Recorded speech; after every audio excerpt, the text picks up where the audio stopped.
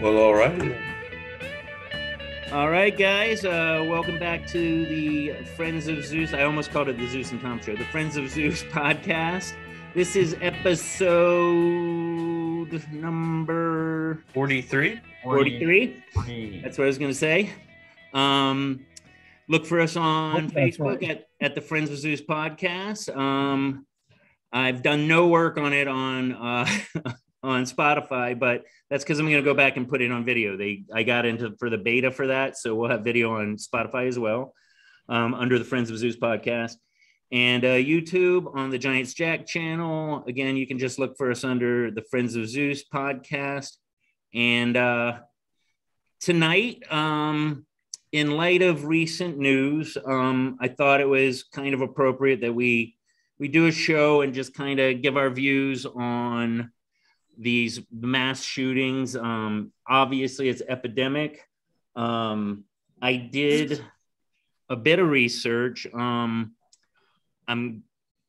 proud to say that at least, I mean, the narrative is that America's the worst because we have guns, but there's quite a bit that's happened outside of here. It's like, people like to say that the U.S. is, we got the serial killers and we got the mass shooters, but there's 1,000 names you can name off that prove that wrong, like Chikatilo in Russia. I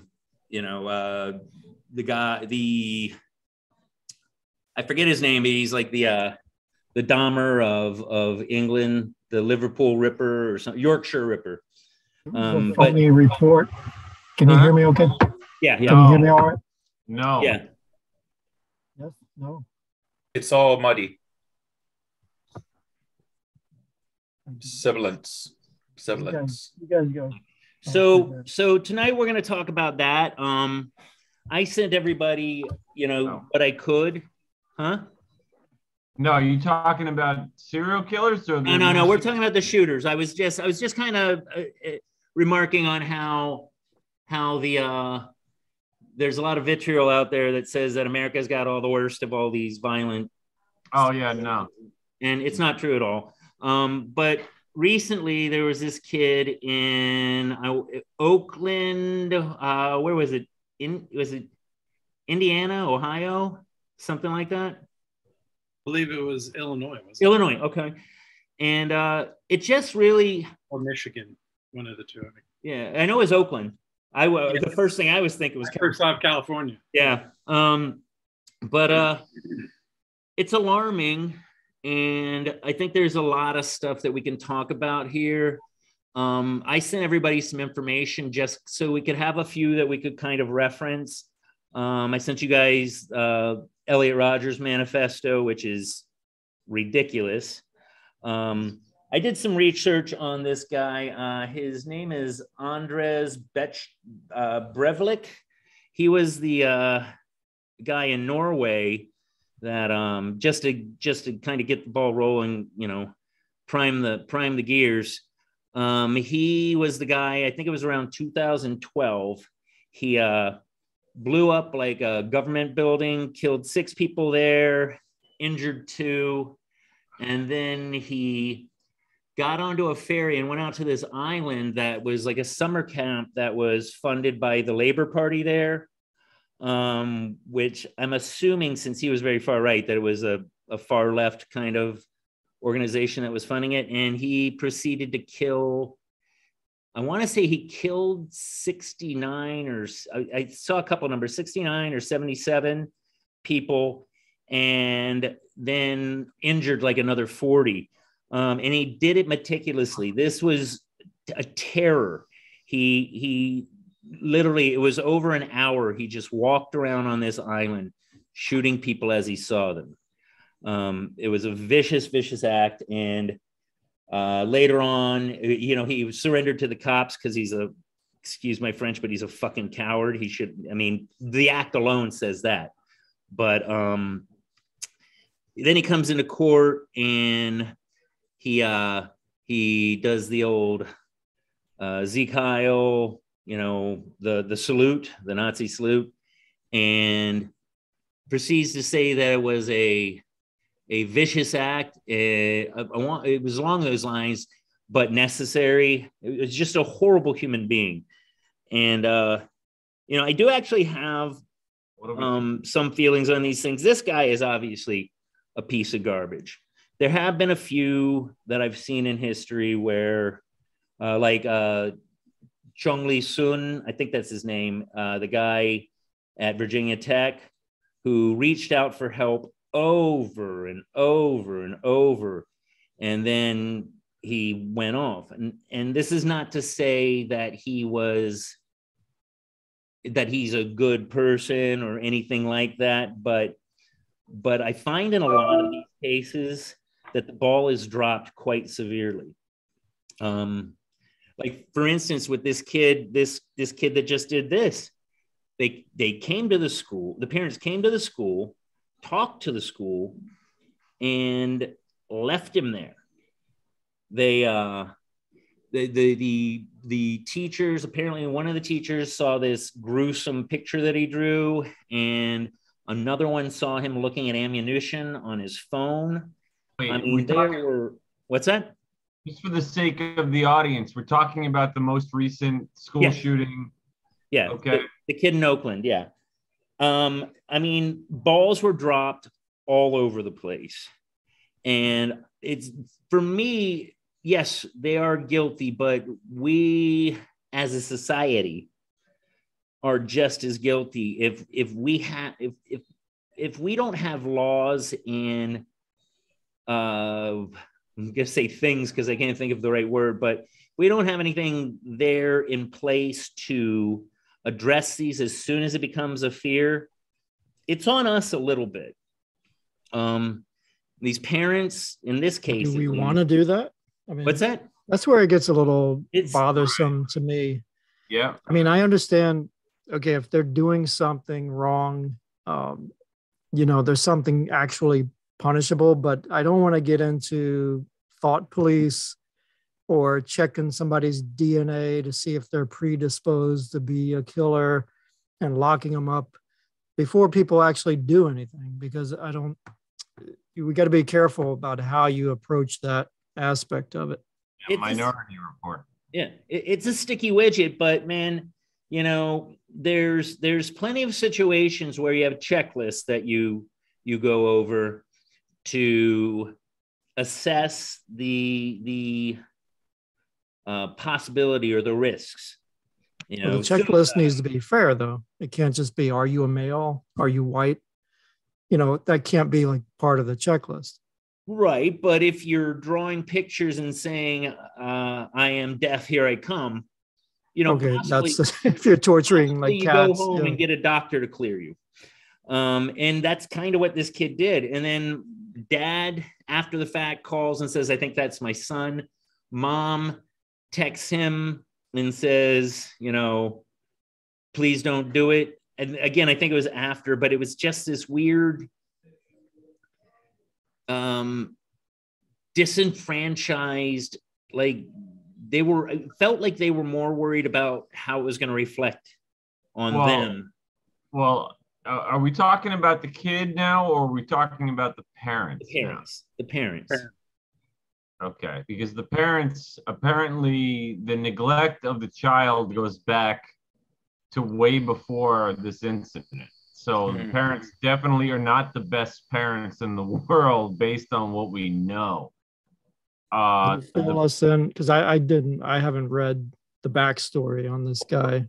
I guess there was a next door neighbor in the past that actually reported them as neglectful parents to like youth services, right? Isn't that what were they doing? The kid was kind of just roaming around on his own, and they were out, and she called. I don't know. Yeah. What I found interesting in the aftermath was that parents have been charged and taken into custody. Manslaughter. And to my knowledge, that's a new tactic. Yep. Trying to prevent this is by having consequences for the principal gun owners, if you will. When Sandy Hook happened, we had this big debate about what role did his mom play. She, had purchased the firearms and the ammunition, and they were hers ostensibly, but she wasn't involved in the execution, planning, or whatever. Well, no, he killed her. He killed her. Well, he had mom issues, right?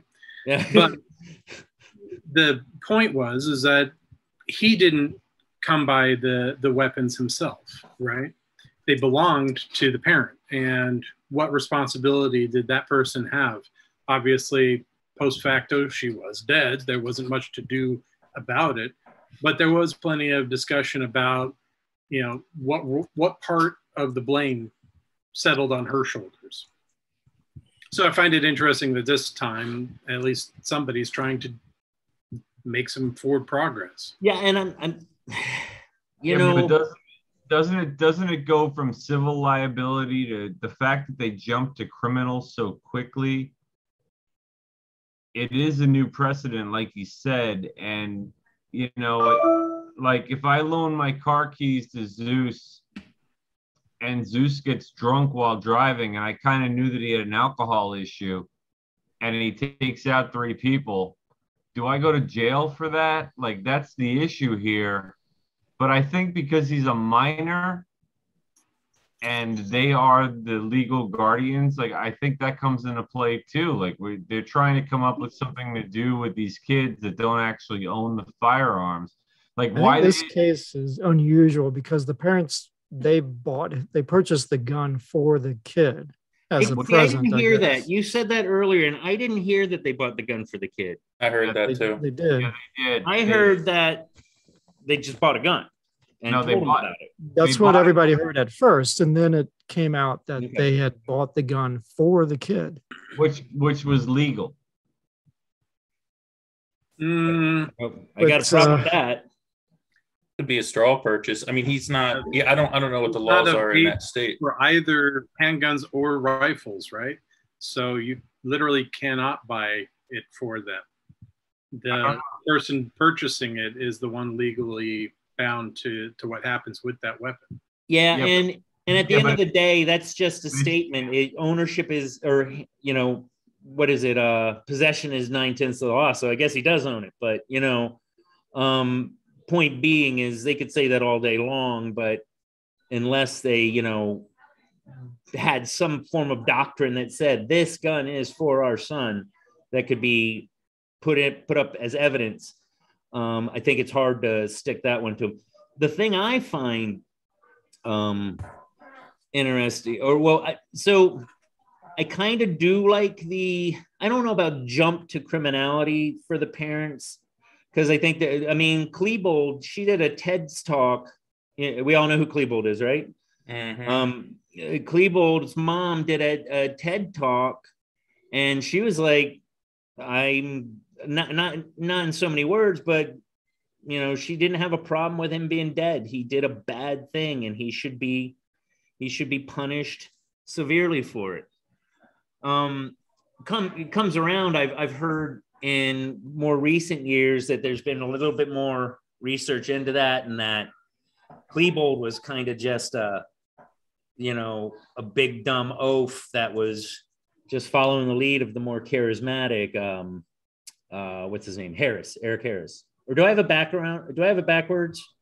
Dylan the big guy? Huh? Dylan Klebold. Yeah, but I know it's Dylan Klebold and Eric Harris, but which one was the little guy? I think Harris. Okay, yeah. I don't know. Yeah, I think Harris though. Yeah, so there's a lot of. It's like, I don't know that the parents should always be held liable for it, because those kids got the guns on their own. The kid Elliot Rogers, he got the gun on his own. There's a lot of cases where, and he was very covert about what he was doing. I think he did have some psych history, and having read his manifesto, I got a significant Asperger's, high functioning autistic vibe off of him. Well, then we're talking about a different issue. We're talking about mental health. Absolutely. And that is a slippery slope. Yeah, I think I mean, the thing with this issue, and like every time it happens, everyone's like, "Oh my God." I think it's like if this wasn't an issue, it's like we'd have to invent it, because it's like the perfect intersection, if you will, of like all kinds of stuff that's fucked up. Yeah, gun rights. We've got media, of course. You have to get that in there. But yeah. I mean, the fact is, one, I do disagree with one thing you said, Zeus. I don't have the stats right in front of me, but I don't think this is an epidemic. I think the odds of an individual being, in a school shooting situation are incredibly low, probably below shark attacks. I'm not sure, but it's not to say it's an epidemic was too strong of a word. I agree. Yeah, I mean, there's a big focus on it for sure. And I think one of the things that our society is wrestling with this is we don't solve problems like this very well right now. We're into very quick resolutions, soundbite, media, soundbite, posted on my Facebook page, bumper sticker activism, all that stuff. And this is a immensely complex situation per incident. I mean, just researching some of these incidents, there's things that are in common, but there's way more that's not in common. I mean, from how it went down, for the reason behind it, what the kid was like. I looked into Sandy Hook just because I had avoided looking into it for so many years because it's so disturbing. And it's pretty darn disturbing, man. I mean, this guy was 20 years old, 6 feet tall, 112 pounds. The autopsy rated him as malnourished and emaciated. He's had his entire life had all these issues, obviously that his mom knew about. He hadn't talked to his brother for like 6 or 7 months before this happened. In his bedroom, he had black plastic trash bags covering all the windows, not for days, not for weeks, not for months, for years. He was incredibly sensitive to sounds, lights, textures, movements. He went into this elementary school with first graders and shot, I did the math of the amount of time he was in there, the amount of rounds that he shot. And it was like a round every 4 seconds for like 10 or 15 minutes. And I just can't even imagine that. I mean, that's relentless. I mean, 10 or 15 minutes is a long time for a shot every 4 seconds. This kid, his mom thought that taking him to a shooting range would be, good therapy for him. Maybe it was for a certain time. And I can't sit here and judge this, all these years after the fact, just doing like minimal research on it. But there's many factors in this. Yes. Are the parents who purchase these weapons and have them unsecured in a home where a minor child or anyone else can get to them and abscond with them and do these things, are they partly responsible? Absolutely, 100%. If I have a firearm and it is taken from me, or my neighbor comes over and grabs it and I don't have it secured, again, I don't know exactly what the laws are in Maryland, but I would imagine I'd have some culpability. You're not supposed to just have it sitting down. I mean, responsible ownership, you don't have it like sitting on the counter. I mean, I've been in homes where I've seen that with people. It's insane. But what I'm saying is, if they didn't have kids, then I got you. But I'm saying it's mental health. It's poor. It's gun owners that don't secure their weapons properly. It's a media that hypes this stuff, and it's not something that we can just stop. There are going to be people, no matter how many laws, and I'm not talking about gun laws, any laws, how much you do, there's always going to be someone that's going to push it, and they're going to do something like this because we've turned it into the ultimate thing. If you are one of these individuals that is, damaged in some way or wants to wreak havoc in some way, the path is well, blazed for you to follow. I mean, it's again and again and again. It's the thing du jour to do if you're in that situation. And to another point you had, and Tom was pushing back on you, Zeus, is, what I don't know.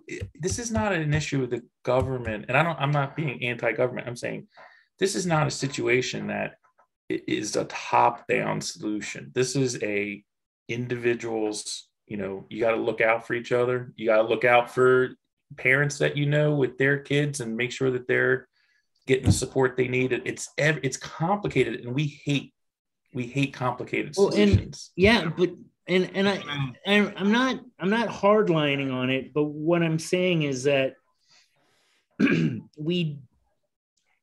when somebody's a little bent, man. Look at the picture of Adam Lanza. All the pictures of Adam Lanza, the kid that you were talking about, Sandy Hook. Not a chance would I not guess that kid was a little bent. And that's why I started looking up his health, because I didn't realize he was 20. And he looks like a little kid. You mentioned something that a lot of people don't actually know, but it works out in cults a lot, where they malnourish people because it makes them susceptible to mental breakdown, and it makes them, what is the word? You can puppet master them. The second doctor that looked at the autopsy report stated that, and they couldn't prove it, of course, because you can't diagnose it on a dead body, but she strongly suspected that he suffered from anorexia and actually had suffered brain damage as a result of malnutrition, because it was sustained over years. This wasn't like in the last 2 weeks, and the whole blackened. Then the only point is, out of a country of 350 million, and that's at least the number. Let's all be honest with the immigration numbers. Mm-hmm. Okay? You're going to have people that are fucked up. That's what I'm saying. Okay. And you're going to have people in a country that allows weapons.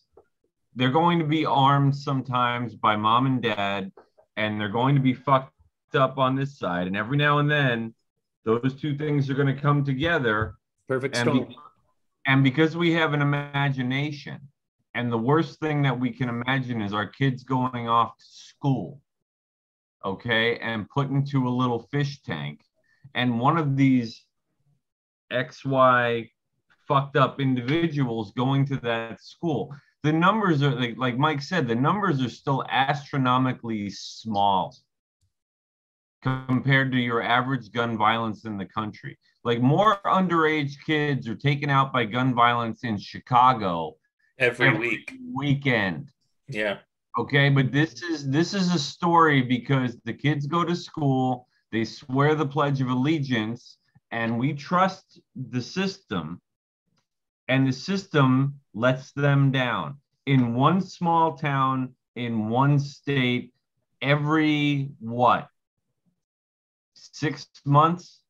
A year? Yeah. It's like, what? And reading through like the Sandy Hook stuff, I'm like, what could have stopped this? And in my opinion, if the mother couldn't have stopped it, it was not going to be stopped. I mean, there was no, I don't think there was a resource officer at that school. I'm not 100% sure, but the other facets to this is, we don't have an issue, well, in some towns maybe, but we don't have an issue with people like this walking into police stations and shooting them up. We don't have people like this walking into, places a bank and shooting it up. We used to. What happened to the post office shooter? Yeah. But what I'm saying is, schools, they're like gun-free zones, right? I mean, they're soft. They're incredibly soft. They're easy targets. And I'm not saying. And I mean, what am I saying? I'm not saying that the solution is to, have, armed dudes holding rifles in front of the schools. Maybe in some schools, maybe in some places. What I'm saying is, the solution is all of it. It's all of it in ways that need to be catered to different communities, different, ways people think and things like that. I mean, it needs to be a multifaceted thing, and it has to be from the ground up. It's not a top-down thing. Politicizing this is not helping. So here's the thing, though. First of all, this is a broad spectrum thing. We need to not just focus on schools, because there's a lot of this shit. The Aurora, Colorado guy walks into the theater. I think it's Stephen Paddock, the guy in Las Vegas. That guy tried it before, but got distracted from it in some way, shape, or form. there needs to be checks and balances. I get what you're saying, but it's 100% the most unnecessary deaths of any of them is these mass shootings. They're literally somebody walking down the street. There's no altercation. There's no, you offended me. There's no, if you're in the middle of a drug deal and you get shot, that's one thing. That's a different just thing. An innocent kid trying to go to school. Yeah, but if you're at a concert in Las Vegas or same thing. I mean, you didn't do anything. Not to call it lump it with the shooting, but what about this Ariana Grande concert where these people are just going to enjoy their lives? They got this special treat. They got to go see her go sing, and somebody blew up. They were at an Ariana Grande concert though. But she's so cool. I'm just kidding. I'm sorry. I'm just kidding. Oh, too soon? Yeah, a little too soon. I'm sorry. I guess you're gonna make fun of Michael Jackson dying. No, sorry, man. I should have tested that with the committee first. No, look, I mean, Zeus, to your point, there's definitely certain situations where it's like shooting fish in a barrel, and literally, and I get that, but we're not going to stop concerts, and we're not going to stop people from going crazy and doing the things that they do when they become homicidal. I mean, I think it just sort of thrills and shocks the imagination. How about this? Because 7 days ain't enough. 7 days ain't fucking enough. You want the gun that bad? Tough. These guys plan for years. I mean, look at that Elliot Rodgers. He was planning for years to do that. Fair enough. I don't think that's got nothing to do with it. But trying to identify when you say, okay, I can look at that kid and I would have known. I mean, we can all think of somebody that was in our high school that we looked at and we like, oh, that guy's a psycho. He's going to kill somebody. But they didn't. You know? If you can't remember that guy, how do you know? It was you. If you can't remember who that guy was. Hey, Tom, what's the line? If all day everybody you see is an asshole, maybe you're the asshole. Yeah. No, and look, anecdotally, there are some people we knew growing up that were complete bullies or whatever, who grew up to become fucking law enforcement, and they're fine, and nobody gets hurt, and they're good with their firearm, and they take care of the public, and that's just, I mean, not everybody who's a dink when they're young is going to grow up. They'll learn the error of their ways. And quite often, a lot of them, they were under some kind of duress in their own. Listen, man, I didn't have a great childhood. I was bullied. My name Zeus alone got me into fights. Some people have the capacity to go, well, I sure as hell ain't gonna do what they did to me. And they rise above it. But that is people, and I'm not saying that I'm one of them necessarily, because sometimes I don't necessarily feel great. Sometimes I feel disenfranchised. I think we all feel disenfranchised these days. But there is, in one way, shape, or form, for one thing or another. I'm not saying completely, but we all have these moments where we're just like, fuck it all. But something with us, it maybe call it mental resilience or emotional resilience, but we rise above it and we become the counterculture of those bad behaviors. But these people in question, like I said, to simplify it, they're fucked up. Like their perception of reality, the amount, I mean, when I think about the lack of serotonin and dopamine that must be going on in their brains, where they just literally feel like there's nothing else they can do. Like, we cannot relate to that. There's no way. And then you give one of these fuckers a gun. Now, whether they planned it ahead for years and they have a clean criminal and psych record, or whether mommy and daddy buys them a gun like this kid, I mean, there's no stopping that from happening. That's why I'm okay with having armed people at the school. If your gym teacher has a license of a concealed carry permit, then fuck the no school zone. Let fucking Coach The no school Tommy, zone. There'll be no school here. no, you know what I mean. Fuck the gun-free zone. Let Coach Tommy have that sidearm, because you know what? He passed the goddamn classes. He knows how to use it. He's got no criminal record, or he'd be nowhere near your kids in the first place. So why don't we have an armed security guard even? Why does it have to be a retired cop who's not allowed to bring his firearm to school? Like, I don't understand it. It makes no sense to me at all. And what about the external factors? I mean, we haven't really talked about it, but how many of these kids are bullied, or there's victims of sex abuse or something? Is that like a common theme here? I would have to say not that I saw, but I would have to say that in a lot of cases they're dead, so we never will necessarily know. In some of those cases, the parents are dead. Not in this case. Jack, I completely appreciate what you're saying, but where I don't draw a line on it. I think if well trained, like military level trained, if they want to go through that. But here's my problem. Here's my problem. You're going to have the army at every school? No.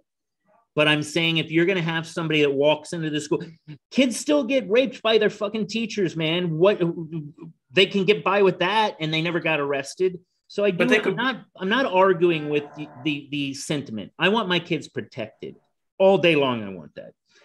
But for me, and counterintuitive might not be the exact term I want to use, but we don't want our kids shot, but we want to bring guns into the school. Would a simple metal detector work at the door for the most part?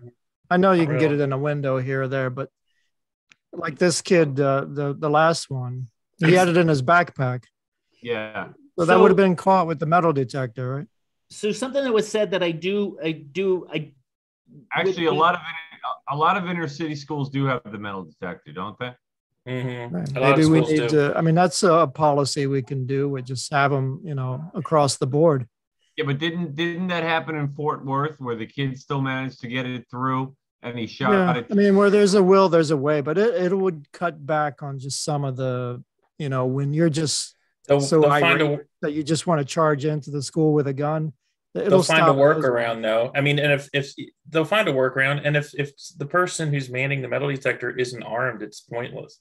Because they're just going to shoot that. They might shoot. Yeah, that'll be the first.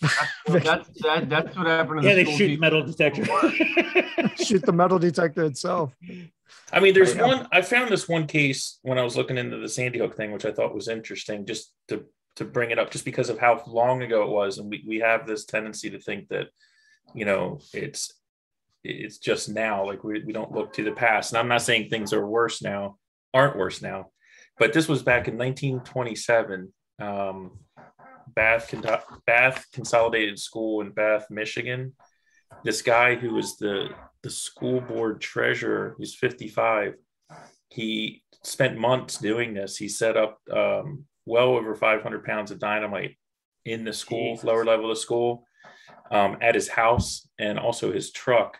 And so this one morning, he blew his house up with his wife in it, drove to the school, detonated the school, killed something like 44 people or so, 38 students, 2 teachers, 4 others, injured like another 60. The one guy who was like one of the teachers who was like helping pull people out, this guy pulled up in his truck. This was like 30 minutes after the school bomb, and he was motioning this guy over to his truck, and then he detonated his truck. Jesus. And blew that guy up too, and more people at the same time. So I'm just saying, this is 1927. Wow.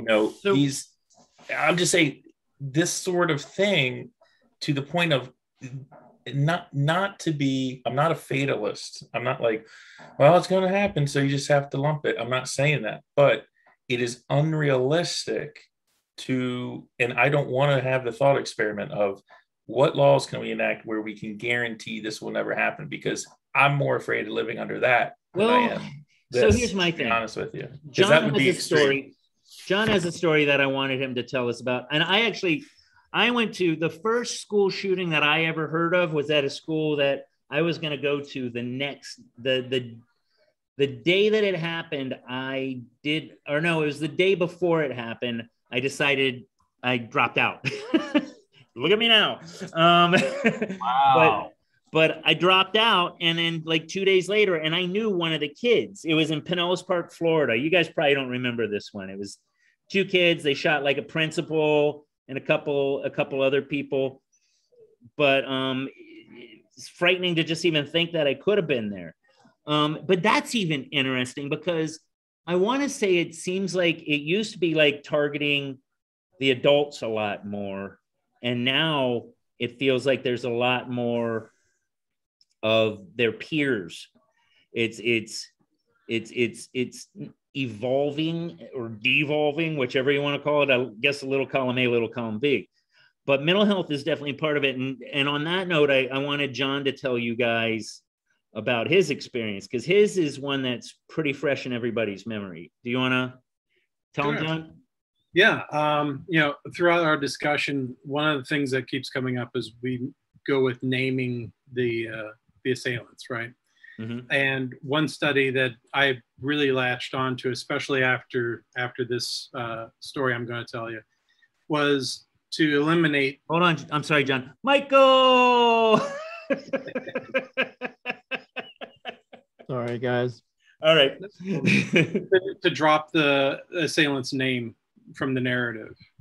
Part of it was a lot of folks who are on the track towards mimicking these events tend to latch on to those people as idols, as heroes. I mean, look at all the homegrown terrorists that came out after Timothy McVeigh's incident, right? So one of the things I do is I purposefully forget who did it, more to just have the last laugh on the asshole who decided to do it. Speaking of, so who remembers Comet Pizza over in DC? There was a big, hotbed of Reddit threads and so forth about how there were children being abducted and sold through a secret compartment in the bathroom and so forth. And, wasn't it QAnon somehow? Yeah. Okay. Yeah, it was tied up with QAnon and a bunch of other conspiracies. It was just weird. It kind of acted like a polarizing force on these other conspiracies so that they all kind of latched on.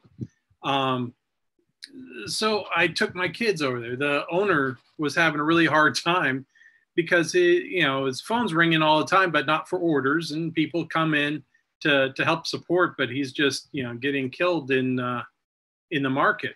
And it's an expensive place to work. Go ahead. No, time out. So you heard rumors about kids getting abducted, so you brought your kids. I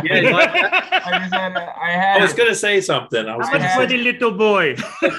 Well, I'll trade you for an extra large. Yeah. Yeah. Can we see the bathroom? I know, right? Well, actually, the photos were on my Facebook yesterday, I think it was, or the day before. Yes, is Miss Clinton here? Right? I was like, look, you guys, let's go use the bathroom, because that's what you do when you go out with the kids. And so, do you guys see any, secret compartments or levers? And I'm like, no, but all these people are saying that there are. And it's weird. So we had this great discussion about rumors and how it's important to think before you speak, and how what you say has effects beyond just you and your friend that you're talking to. And these things really matter. They can get out of hand, especially when you're an adult.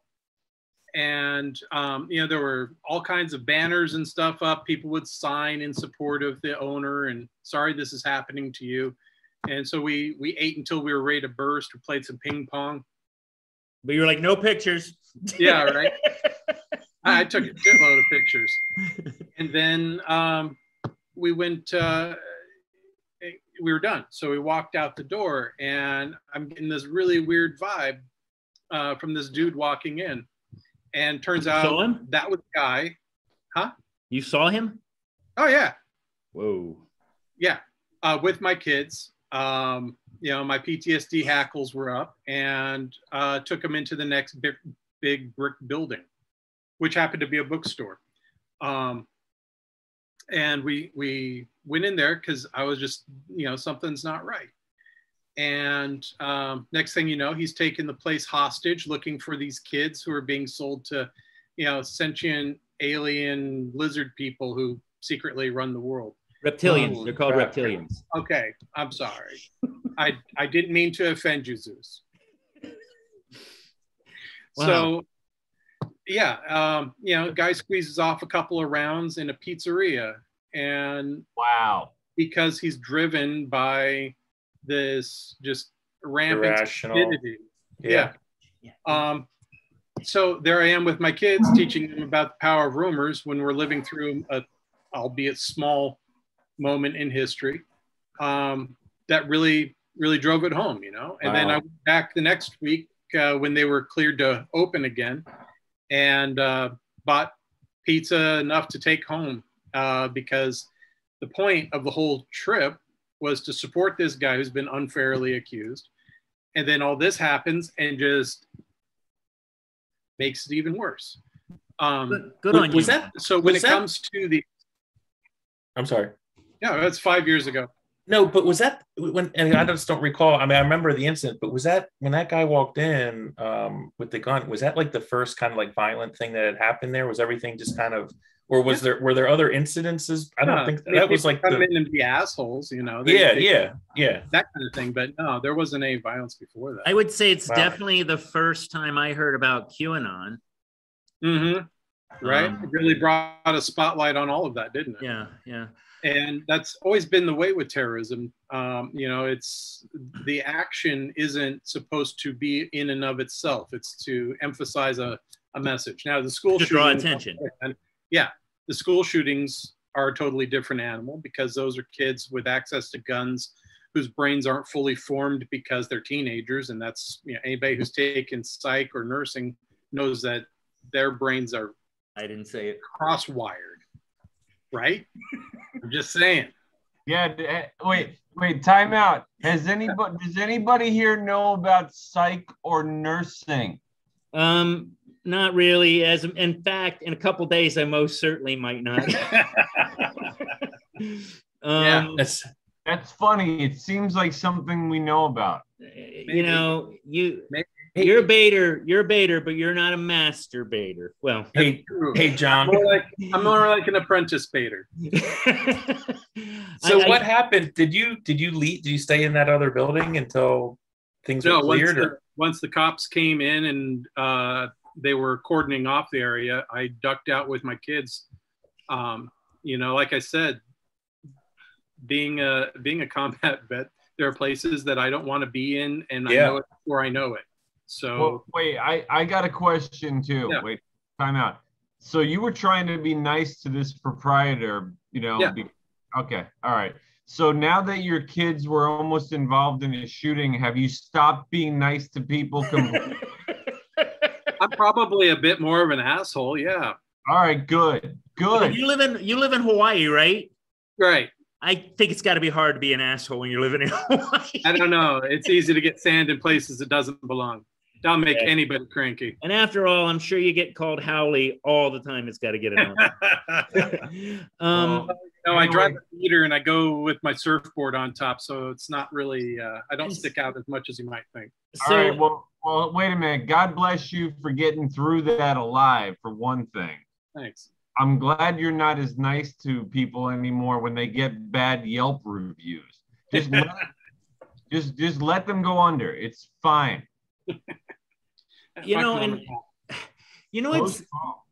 What's sad to me about this, and John said something when we were talking last night about this. I just, on a lark, I said, hey, you want to come on? I think this is one that you'll be into.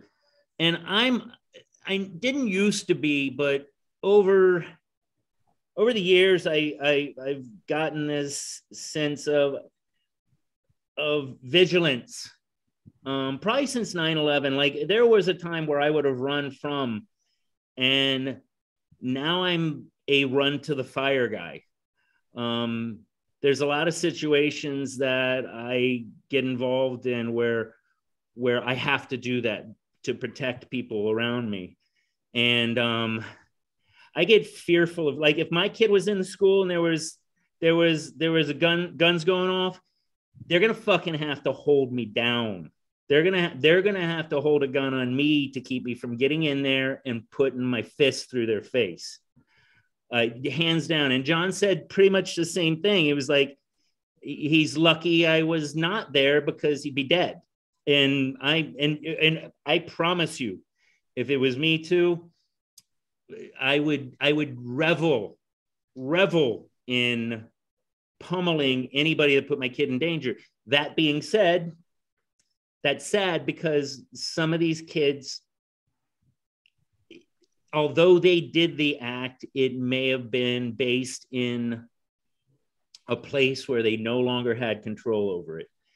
That's true. So that's sad to me, because, like, it's super sad. I mean, the whole thing is sad. Well, so I think, I don't know what you guys think, but I think that these acts tend to come, and I'm talking across the board, even like the bombs and stuff like that, they come from either a state of being disenfranchised, which is to a degree sad.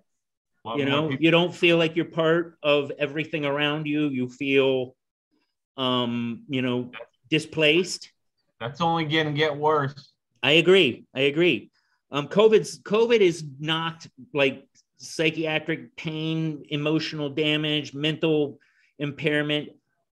It's off the charts. Yeah, not to mention what the media is doing, but okay.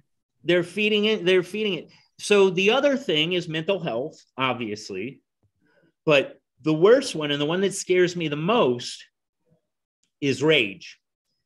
John Muhammad and Lee Malvo, Stephen Paddock. Wait, what about the guy in Waukesha just like 2 weeks ago? With the truck? Yeah, I put it on. Maybe we shouldn't have been so much about shootings and more about like mass murder, spree killing type thing, because it's a different kind of bullet. It's a bigger bullet, you know? Yeah, well, no, he didn't actually do it in the name of BLM. A car did it. No, I don't even know if it was about BLM. I know that he was an awful person, and he was primed for it. That's why I'm saying there's got to be, if I had to pick a law for gun ownership, there's one that I could die on the hill. And that is that if you have a history of mental health, you have to have. You don't get a gun. You don't get a gun. Yeah, and I know that's horrible, but you don't get a gun. It would be like handing a gun. This is not to diminish mentally ill people, but it'd be like handing a gun to an organ grinder monkey. Yeah, but define mental illness. I mean, to a degree, probably everybody. If anybody that sits down with a psychiatrist, they'll find something. Where's the line? Psychiatric health. Yes. Where you draw the line? Doesn't know about that stuff. What? I said Zeus doesn't know anything about psychiatry or psych. Yeah, I don't think there's anybody here that would be able to. That could really speak to it, or is qualified to speak to it. We're unfortunate in that manner, but I mean, anybody could have a degree of mental issues. Right. So, yeah, I mean, and nowadays everybody and their mother is on some kind of medication for some level of anxiety. And what about John's PTSD? Are you gonna bar him from owning a gun? It's okay. I got spoons. I've got. I mean, I've got. That's worse. I don't want to get spooned to death. No, yeah, that sounds actually worse in some ways. So much worse. I take medication for. Well, I have kind of a situational depression kind of thing going on. Are you sure? But you know what I mean. So like but I stopped taking them. I take ashwagandha and I'm fine. It's all I ever needed. It's like a St. John's. But you've also talked about wanting to buy a gun, though. Yes, but not from a place of malice. Should we intervene here? You know what? I'd take the hit. I think I'd take the hit. There's no people out there to protect Probably not a us. good choice of words, but No, but I mean, yeah, I think if I'm gonna, put my money where my mouth is, if that's what it takes to have our people be safer, I'm fine with that. All right, but wait a minute. Back to the case at hand. The parents bought the gun. Yeah, I that's what I'm saying. Some parents should be held culpable. I think that there is a place where I honestly, when John, or I forget which one of you said it, but when they said that. What about the gangbangers that are getting them on the streets for $300? I think that's a story for another day. I don't think it applies. Or $50, or nothing. Involved with a criminal organization of some kind, that is an obvious choice. What happens next? I think the point here is that safety is really an illusion. It's not out there. We like to think it is. To me, I thought 9/11 brought it home to most people. You can go in an office building and feel safe and know you're not safe. You're not really safe anywhere because anything could happen. It could happen in a mall. It could happen driving down the street if there's a psycho decide they want to drive the wrong way on I-95. Right. Safety is basically an illusion. And I think a better approach to life is to just realize that there are risks out there and try and be aware of them so that you can identify them early and cope with them. Amen. But Mike, in all fairness, I don't think that you have the same experiential background to talk about mass shootings, because when you were young, didn't they do that with like black powder rifles? Like that's like one longbows. Longbows. That was one thing. It took so long to fire. Catapult massacres. He killed one person this week. Boiling oil. Right. The life expectancy was 30. You're doing great, Mike. Yeah, I thought I was doing pretty good too. Yeah. Well, one thing. I still have a bowel movement every couple of days too. Awesome. I mean, one thing, like the multifaceted, and we haven't really touched on this, but I believe personally this is a factor as well, is just how fractured, and I'm not just talking about now, and I'm not just talking about politically, but how fractured our society is, like how the threads of our civil society are very frayed. I don't know if you guys have like Hulu or Netflix, any television, right? So you turn it on, and if you're just looking for stuff to watch, it's all like murders or like police shows or something. It's like so much of it.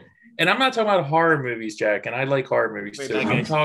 I'm talking about narrative TV shows. It is 90% is horrible stuff, like stories about dudes in prisons or whatever. I mean, there is nothing. It's rare to find something, and when you do find something, it's kind of a feel-good show, like that one that dude from SNL was in. I can't remember the name of it. It just takes off because people are like so relieved to see something like that. And you have, these kids, and I love the Batman movie and I love the Joker, but you have the whole idea of like, some people just like to see the world burn. Well, that's something that, as a society, we fetishize that. We fetishize that outlook, and we have these kids growing up, and it's not sunshine, lollipops, and rainbows. It ain't the 70s, man. I mean, I remember, if you would see, you can turn on almost any media now and see horrific violence. I mean, and even in the NFL, I mean, people go on YouTube when someone breaks their leg or something like that, and it's like they watch it over and over. Kids watch this stuff, man. People getting shot. I mean, run over by cars. This is stuff that, think back to when you were a kid. You would almost never see something like that. I mean, we talked about like Faces of Death a few episodes back. It was a novelty thing, and now it's like it's everywhere. And so I don't know. I don't know where I'm saying that is a piece. That is a piece of this puzzle. I'm not saying how big it is, how small it is, but just in my own very short lifetime, I mean, compared to you guys, I have seen the change big time. Yeah, no, Mike, and it's funny too because we're the generation that like we don't want to be the ones to say, "Oh no, Elvis is gyrating his hips," right? Like we don't want to be that. We don't want to ban Tarantino's movies because we came of age with those things. But now that I have kids, I almost feel like for my kids, it's too late. Like they've been exposed to that stuff. Yeah. And I honestly feel now that if I were 30 years old in 2021 and I was starting to have kids, they would never get a device. They would never watch television. I feel like the old man saying, "Get off my lawn," because you've said that before. Yeah, I am that. But there's a cost, man. If you go through any sort of traumatic experience, it takes a chunk out of you. And even if not calling like watching quote unquote entertainment that's violent is trauma, but it is a little bit. It's a little bit, and you expose your brain to that. You have to protect your brain. Right, you have to protect your kid's brain, and you let yourself get exposed to that day after day after day after day after day. I'm sorry, it has an effect, man. It absolutely has an effect. It's like a societal PTSD. Correct. Yeah, it's a new mental illness that is. But for us, it's too late. Like your kids play Fortnite, right? No. Yeah. Don't let them play first-person shooters. I'm a jerk. Yeah. So you know what though. I'm going to probably make an unpopular or have an unpopular opinion on this, but I do not think that the video game, if anything, I think they're an outlet for some of that aggressive behavior. I think it's quite the opposite. I don't even.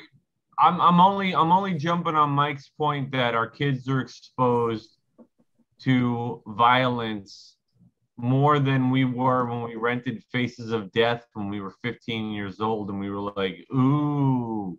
Now it's commonplace. It's also. Well, I mean, not just to finish this point. I'm not so.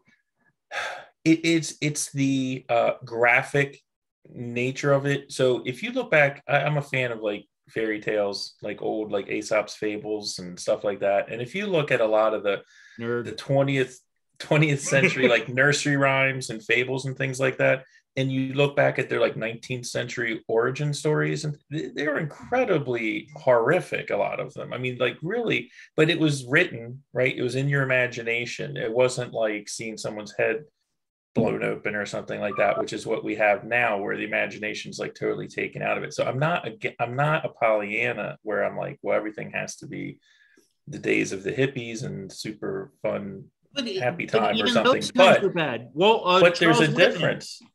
Charles Whitman did that right in the heart of like the hippie movement, didn't he? The Texas A&M guy. No, it's University of Texas, and he did it. I think it was in the '60s. Like it was in the '60s. Yeah. And that was PTSD. If you look back on it, it was PTSD. He was a soldier. I believe he was a soldier, and but look at stuff again. No, it gets worse. They did an autopsy on his brain. He had a tumor. That's right. He had a tumor in his amygdala. Yeah, that's right. But again, this is like a cliche, but I mean, look at the news. If it bleeds, it leads. I'm just saying there is a cost to dumping all this crap in our heads and in our kids' heads. And it is a sea change. It is a sea change just in the last like 30 years of the level of exposure to this stuff. I have kind of a theory. So movies, I disagree with movies too, because you pick those. It's the murder porn that they throw on the TV. Now you go on TV and you see the truck drive through the crowd and kill the children. Yeah, and like I get like misty and emotional about this stuff. It's like they don't fucking care about us. It was always an illusion that they did. The headshot. You see the exit wound now in a movie where 30 years ago, 40 years ago, you wouldn't. But again, you choose to watch that. But wait a minute. We're adults. We can choose. But the problem with the kids, Zeus, is that once we give them that little device and we give them free access to the entire world of the internet, they're choosing it at 14, 13, 12. Here's the sad thing about that. I'm stuck with this choice of giving my kid the device, the fucking anchor. And I love my phone. I'm sorry. No. But wait, hold on. Because I don't want to give it to him because I don't want him to have that burden, that anchor, that albatross that's going to make him less than, because that's what it's doing. But then on the other side of it, I want him to have one so he can be safe. Right. They got us. Speaking of devices and kids, I got to go shut mine off. And the device is not the kids. All right. Take care, John. Hey, buddy, it was really good seeing you again. We'll Very do much this again soon. And thanks for your story. Oh, hey, real quick, tell everybody about the book. Oh, yep, Ryerson Island still selling. Check it out. Barnes & Noble, Amazon, and wherever you buy books. What's the name? What time? Ryerson Island. And how many have you sold? Let's see. I think the latest count was over 350, close to 4. That's fucking cool, man. Yeah, man. Awesome. That's really cool. All right. Good for you. Take care, John. Love you, brother. Take care. Thanks. What time is it there? Hawaii time. Yeah. I'm just wondering. Like Tom, I think hours? Tom's going to be back. 6 hours? No, it's more than 6 hours. So it's probably 5:40. Yeah. Okay. I really liked his story, but I mean, there's still a lot of meat on this bone. I mean, so I would like, did any of you guys get to read on the Elliot Rodgers? Because his is a really bizarre. Yeah, he's a miserable person. He really was the epitome of that. And I think a lot of these people, by the way, I mean, if I knew anything about this stuff, I'd say that it's a lot of it's based in like narcissistic personality disorder. I think that's 99% of the time you're going to find out that these people were self-important, that needed to be the center of attention, hated people because they didn't love them for just being them. You should look at the video. If you have a chance, look at the Elliot Rodgers videos. It's a lesson in how completely blindsided you could be by this. He was a good looking kid driving around in Mercedes-Benz. Like, family was very affluent. His father was like a producer for Hunger Games. Like, I mean, he had the world in his hands, but he wasn't enough. And because he could. Just to help the audience out again, to clarify, which one is Elliot Rodgers? Elliot Rodgers is the kid. He drove through, like, I want to say Santa Barbara or Isla Verde, something like that. He killed his roommate. He had been planning this for a while. He wrote his whole manifesto right up to the time that he walked out the door and killed people. I want to say I want to say he killed himself at the end of it, but he just drove down the street, shot a few people. I believe then he got shot, and he he drove back around one more time, and then murder by cop, something like that, or killed himself. But it's an alarming one to read. Again, if you're into like psychiatric behaviors and all, Mike read a bunch of it, and most of it, yeah. It's well written. The kid is a writer. I mean, he can definitely write well for his age, for sure. But everything, I mean, he's like the biggest narcissist like I've ever read. Right. He was. I think he actually claimed to be an incel, didn't he? Yes. Which, man, we can do an episode on that, because that's a frightening. That's a whole nother category of these people. I mean, you can get into it right now. What is an incel, Zeus? Oh, you don't know what an incel is? No, I do. I'm saying for the audience. Oh, no, I'm just kidding. I wasn't going there. Yeah, we can say involuntarily celibate. So they basically run around and cry. What? It's awesome as a concept of I mean, it's just awesome. It's like I'm involuntarily celibate. So are most like 16, 17-year-olds. I mean, like, yeah, really, we'd always be banging if we. So are every single guy on the planet who's not very good looking. I mean, like, you guys, there's millions. Not you. You're married. You're happily married. No, but and they're a special group of people that are mentally ill that I could give a fuck about. They're not special at all. That's my point. That's my point. They're the one group that there's clearly something wrong with them, and I'm like, you know what? Cry me a river. No, seriously. If you go on a shooting spree and your manifesto says that basically you just can't get laid, like, that's the most pathetic manifesto. Like, I mean, like, what's his name? Ted Kaczynski was trying to, like, save the world. Yeah. And your manifesto is chicks don't like me. Yeah, you really could have solved a lot of problems with just one bullet. Yeah. It's Mother Nature's way of keeping the species better off. Exactly. Do we really want these assholes breeding? You don't even have to kill yourself. Just shoot yourself in the cock.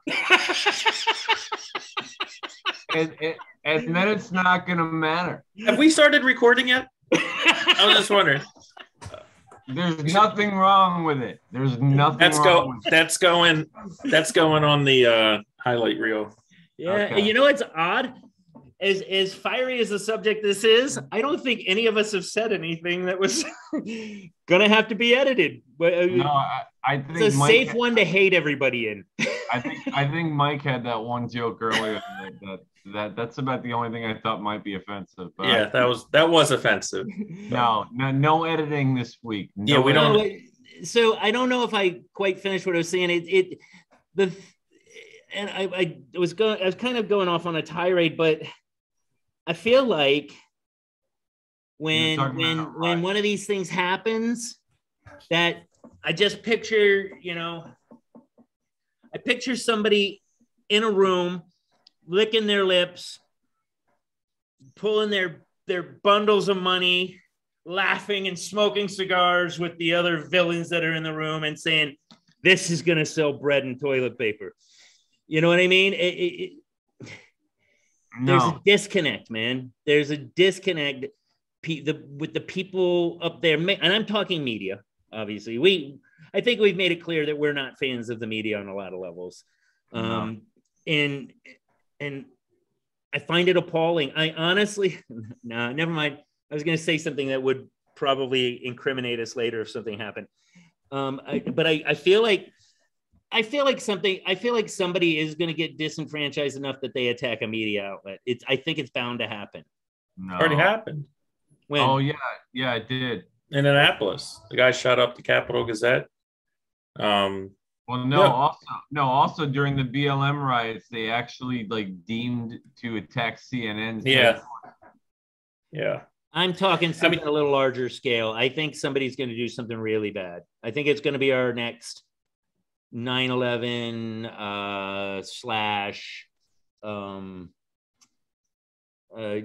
it's going to be one of the sensational ones, and they're going to have vigils, and they're going to paint these people that have been making money off this shit as victims.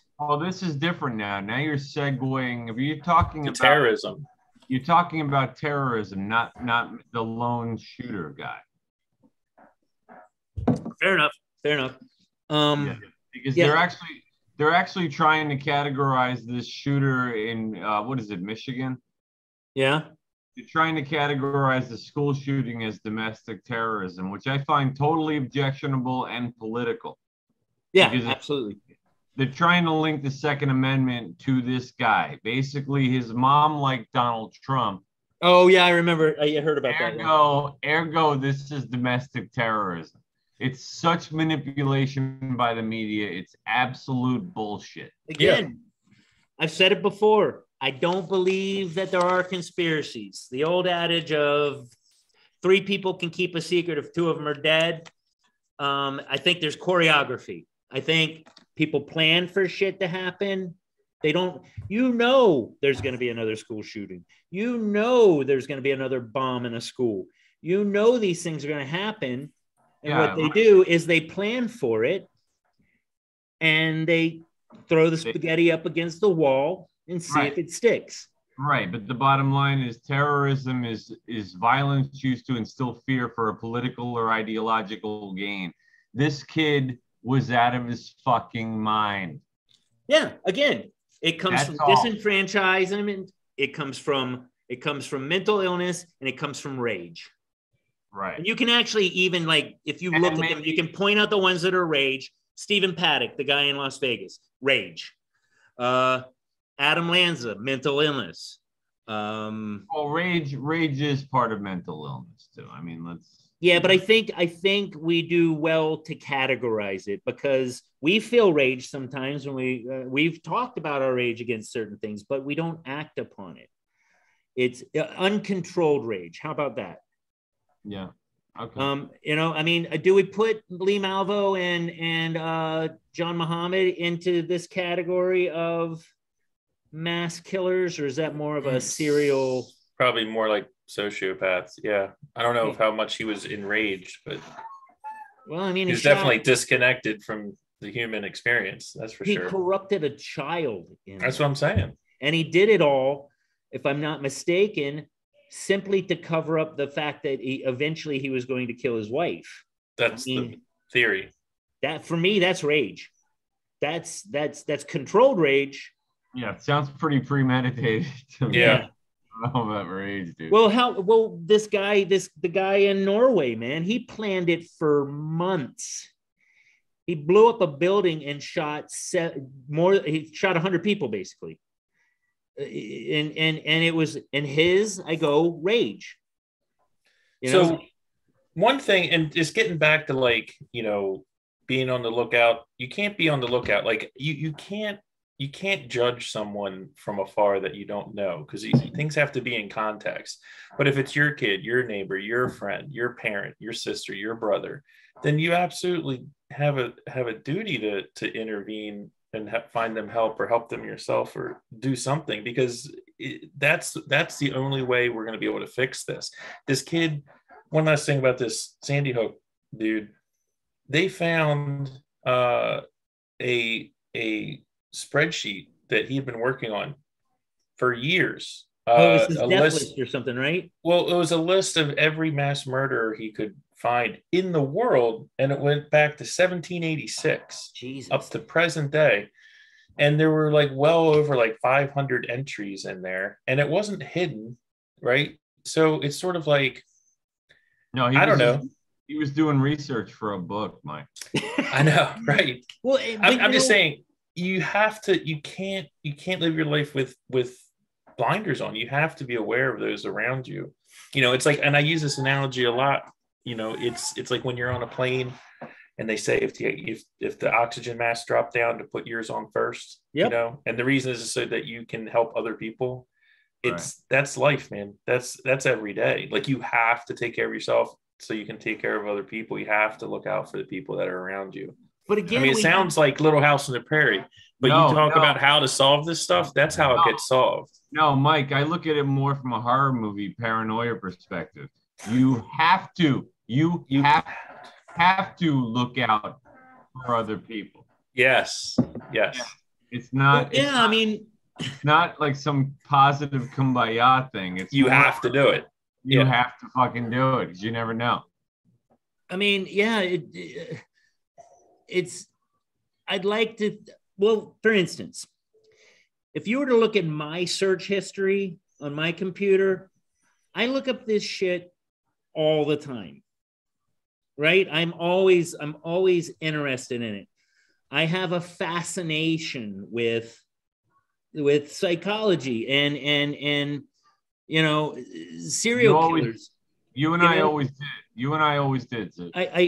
I don't, but it's hard. Fascination is the word I'm going to say. I'm going to stick to that, but it's not in a morbid, feverish, this gets me going kind of situation. These are like, you almost have to look at these people, mass shooters, serial killers, cult leaders, as like uber killers, like uber predators, that like next level of man kind of thing. Like but like the mutation. Like again, if you were to look at my search history, you'd be like, yeah, we got to keep an eye on this guy. Right. But you guys know me, and you guys know that I'm a run to the fire and help people kind of guy, and not a rage against those that did me no harm. Yeah, but Zeus, there's nothing wrong with a fascination with evil. That's what behavioral science is all about. They try to figure out what makes these people tick by looking at the ones that have already done it. It's normal to do if you're trying to figure it out, or if you're fascinated by it. It doesn't make you a fucking... Yeah, you're not fetishizing it. Well, I usually am masturbating when I do this, though. Oh, well, all right, you know what? You talk too much. It's Jeffrey Toobin.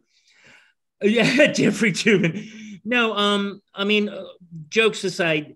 I know. For me, it is.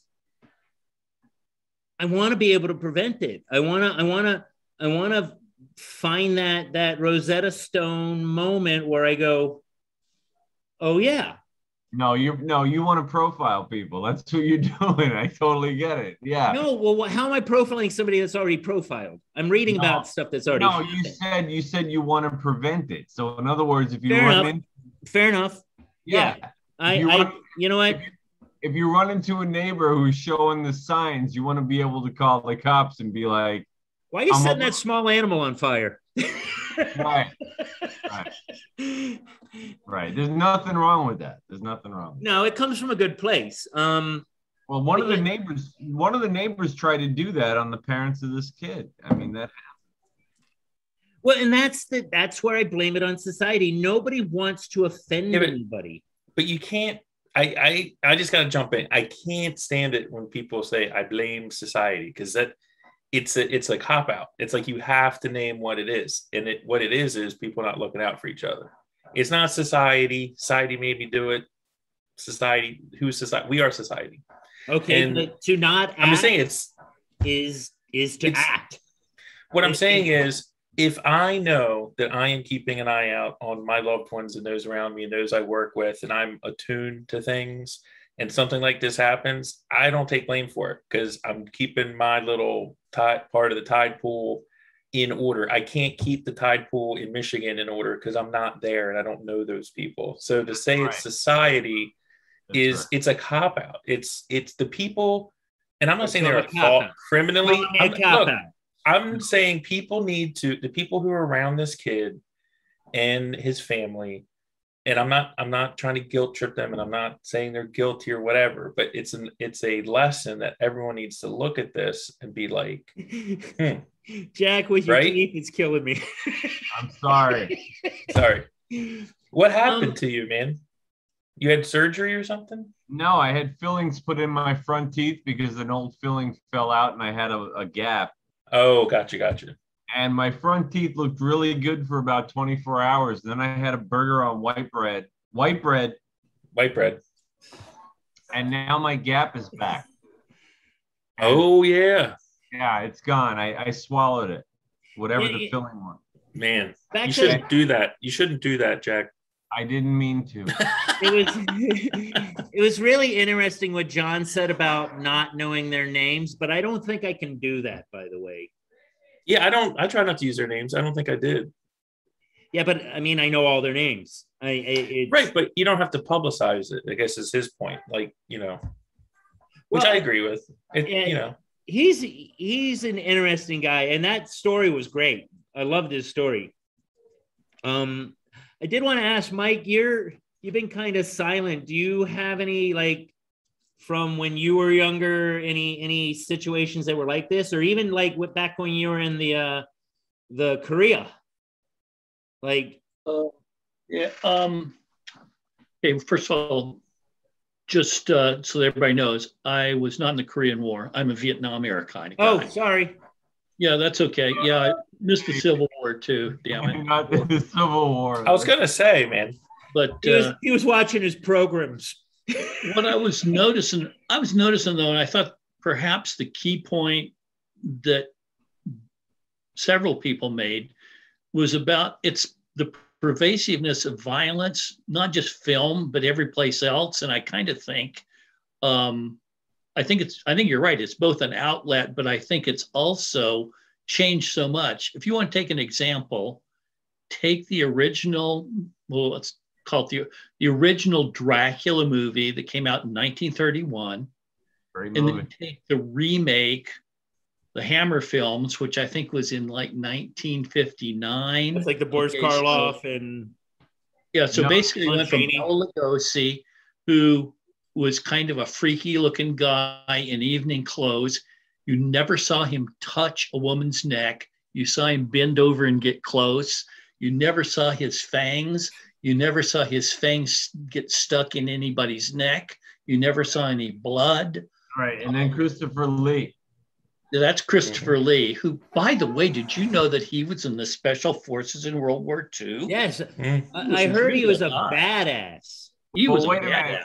But wait a minute. So we go from Lugosi, no fangs, no blood, no nothing, to Christopher Lee, right? Yeah, and think about how mild those movies are compared to what is on now. I saw a movie last night. It was I don't know what the hell was it? November Man. It was Pierce Brosnan. It was basically a kind of a spy, CIA, bad Russians. And I mean, the scene ends with the Russian president with a headshot shown in profile with the exit wound and everything. I mean, that you would not see that on TV a while ago. It doesn't bother me. It doesn't bother me. Like there's a sexualization of it, or a fetish. Yeah. Well, it's more graphic than it used to be. And you know, for me, when I watch like one of these horror movies or I watch an action flick, the realism is kind of my thing. Like one of my favorite zombie movies of all time is 28 Days Later. And the thing I love about it is it hits on like the psychological, how would we react in this situation? It didn't feel so much about the zombies as how people survived it. Like the mental dilemmas, the anguish that they were going through. It wasn't so much about somebody biting a neck. That's the fetishes. How would you call it? The fetishism? Fetishizing. Yeah. Fetishization. Like at the time, you know, of your Bela Lugosi, even with Christopher Lee, that was milquetoast compared to Dracula 2000 or Blade. Yeah, but exactly. That's the point. Is that's just a step. We're on an ascending plane toward graphic violence. And but even if you put it in perspective of the audience, and I know Mike, you like to do this because you like old cinema too. Yeah. When Dracula and Frankenstein came out, it horrified people. Mm-hmm. Yeah, very much so. I mean, it didn't take what it takes us to do it, and part of it is what Mike B is talking about, is that we have completely shocked ourselves into what can shock us next. And I don't know what that is now. Like it's the news. Now it's the news, right? Now or it's going to be like virtual reality stuff, and well, they're doing more of that. I mean, like actually experience what it's like to kill somebody. Yeah, well, that's coming. You know, it's coming. Yeah, what was it? Great movie. I don't want to delve all the way into the movies. There was a movie with Michael Madsen and Juliette Lewis. And I want to say it was like Tim Roth, where it's New Year's Eve, and they got these headsets. Strange Days. It was Ray Fiennes. Yes, Ray Fiennes. And Strange Days. It was a fascinating insight into how society is. And again, do we call it evolving or do we call it devolving? But he wanted to feel what it was like to be, was it to rape or to have sex with himself? It was like this weird twist. Yeah. And it kind of was a really good allegory for where we're going. It's like, what's next? Wasn't Angela Bassett in that moment? Yeah. It's like there's part of us that's horrified and says, "What's next?" And then there's part of us that goes, "I can't wait. What's next?" Right. You know. Do you guys remember this movie called Until the End of the World from like the early '90s, like '91? It was Wim Wenders. So it was a German film, but I think it was wide release. I mean, it was a well-released film. But anyway, the crux of it is there's like this EMP that happens earlier in the movie, and this guy is doing research to help blind people see, and it involves being able to record their dreams visually, and then being able to play them back later and watch them in your waking state, and like analyze like watch them or whatever. And what ends up happening is all the people that get involved with this, they end up just devolving to not going insane, but just catatonic. They can't stop watching their own dreams. It's sort of like, this is before social media, Facebook, Twitter, like where everyone just sort of like navel gazed and, whatever I'm doing is the most interesting thing in the world. I mean, it kind of foretold that. But again, from just a standpoint of media, and I'm not talking about media like news, I'm saying things that you take in visually is a lot more extreme from a bandwidth standpoint to your brain than, say, reading is, right? There's a lot more data per second coming in. It's like, Musk talking about like the neural net thing, and that's even more, but the idea of like what you take into your body, there is a bandwidth situation for that. And as technology increases, everything's bigger, better, faster, more, strobe lights, it's impacting. I mean, you've got, again, social media that is playing around with your dopamine levels and things like that, right? On a level that you can't even imagine. Rogan talked about this to a degree. I might have brought this up before, but Rogan has a fascinating thought process on this where he's like, and I think this, I'm going to addend to it. And he says that our puny little minds weren't supposed to be taking in information at this level. And I'm going to take it one step further and try and pinpoint when it started happening. And I lean back to 9/11. And it's not because it's 9/11 and it's, kitschy to bring it up, but that's when we started getting the ticker tape on the bottom. And then it was like this overflow of information. So you're watching the news longer because you're getting that stream on the bottom and you want to catch that thing that you missed. And right. It's like, we shouldn't be taking in information like that. We should be stopping and smelling the roses. You know what I mean? Digesting it. We should watch the news. Our knowledge is very, very broad and shallow. Yes. In general. Yeah. All right, well, look, boys, I hate to do it, but we're delving into the territory we've covered. And also, it's time. I don't want to end it, but I think we've been on for a while now. And I think it might be time to wrap things up. Also, just wanted to say, it is the 80th anniversary of Pearl Harbor today. It is the 80th anniversary. Yes, exactly. Just wanted to acknowledge that. Yeah. It was a day of infamy. It was a day of infamy. Yes, it was. We shouldn't laugh. Right. It's pretty messed up. Mike, yeah, well, you know what? Resurrected a word. I'm pretty sure America got Japan back. Yeah, paybacks are a bitch, that's for sure. Yep. So Jason and Brandon, Mike, I got to tell you, I miss working with you so much. We had such a good time together. Yeah, that's true. God, it was great. All right, boys. All right, fellas. If we could have just drunk while we were at work. Oh, my God. We'd have gotten in a lot of trouble. All right, I'm going to stop it, but don't go anywhere, guys. Take care, Mike. Love you, brother. Take care, guys. It was good seeing you again, Mike. Take care. Talk to you soon.